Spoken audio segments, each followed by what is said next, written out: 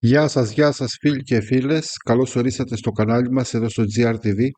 Εγώ είμαι ο Μπάμπης σε άλλο ένα βίντεο για το Survivor. Σε αυτό το βίντεο λοιπόν θα πούμε ποια ομάδα φαίνεται να έχει το προβάδισμα να πάρει την ομαδική ασυλία απόψε το βράδυ στις 27 Σεπτεμβρίου του 2024. Πριν μπούμε όμως στο διατάφτα του βίντεο να πούμε το εξής. Κάποια σχόλια δέχομαι εδώ στο GRTV από θεατές, οι οποίοι λένε ότι το φετινό Survivor δεν τους αρέσει καθόλου μα καθόλου και προτιμούσαν το κλασικό Survivor, αυτό που βλέπαμε κάθε χρόνο με τα κλασικά αγωνίσματα. Το ξέραμε ήδη παιδιά από τον Αύγουστο ότι το φετινό Survivor θα είναι κάτι εντελώς διαφορετικό με εντελώς διαφορετικούς κανόνες και γενικότερα ένα project το οποίο δεν θα είχε καμία σχέση με τα περασμένα Survivor. Η συγκεκριμένη τάση λοιπόν των θεατών, γενικότερα όχι μόνο των θεατών εδώ του GRTV αλλά γενικότερα των θεατών του Survivor, αποτυπώθηκε φίλοι και φίλες κάποια στιγμή πολύ έντονα και στην τηλεθέαση. Το Survivor κάποια στιγμή κόντεψε να πιάσει μονοψήφια νούμερα.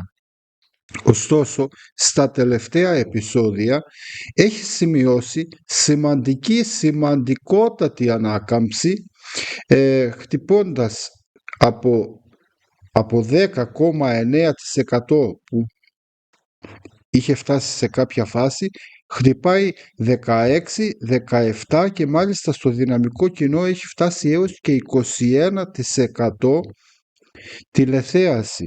Πράγμα που σημαίνει ότι αρχίζει σιγά σιγά ο κόσμος να συνηθίζει το συγκεκριμένο στυλ του φετινού Survivor, να του αρέσει κάπως και να αρχίζει σιγά σιγά να το παρακολουθεί, και αυτό είναι μια θετική και μια πολύ ευχάριστη εξέλιξη για το Survivor. Από εκεί και πέρα τώρα, όσον αφορά το διατάφτα αυτού του βίντεο για το ποια ομάδα φαίνεται να κερδίζει σήμερα την ομαδική ασυλία, spoiler οριστικά, όπως γνωρίζουμε φέτος δεν υπάρχουν. Κάτι αντίστοιχο είχε γίνει και πέρυσι.